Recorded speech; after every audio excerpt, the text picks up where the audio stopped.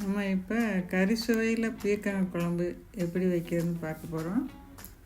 அதுக்கு தேவையான பொருட்கள் ஒரு கப்பு பொடியாக வெட்டின பீர்க்கங்காய், ஒரு தக்காளி, சின்ன வெங்காயம் ஒரு 10, இஞ்சி பூண்டு ஒரு பேஸ்ட்டு ஒரு ஸ்பூனு, கருவேப்பிலை ஒரு கொத்து, அப்புறம் தாளிக்கிறதுக்கு கடுகு, சோம்பு, சீரகம், ஒரு சிறிய துண்டு பட்டை, மஞ்சப்பொடி 1/2 spoon, 1 spoon மிளகாப்பொடி, 2 spoon மல்லிப்பொடி, 1 spoon garam masala, அரை மூடி தேங்காய் நைஸாக அரைச்சி ரெடியாக்கி வச்சுக்கணும்.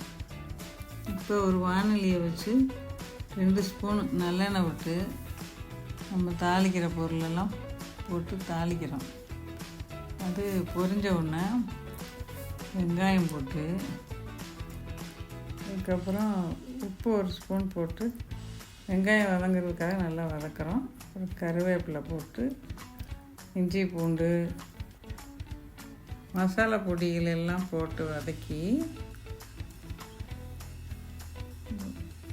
தக்காளி போட்டுட்டு, வெட்டி வச்ச பீர்க்கங்காய் அதையும் போட்டு நல்லா ஒரு வதக்கி விட்டுட்டு, அப்புறம் நம்ம அரைச்சி வச்சுருந்த தேங்காயும் போட்டு நல்லா கிளறி கொடுத்து, நல்லா கொதி வந்தவுடனே உப்பெல்லாம் பார்த்து நம்ம 1 கப்பு தண்ணி விட்டுட்டு, அப்புறம் சிம்மில் வச்சு நல்லா மூடி வச்சு அப்புறம் பார்க்கணும்.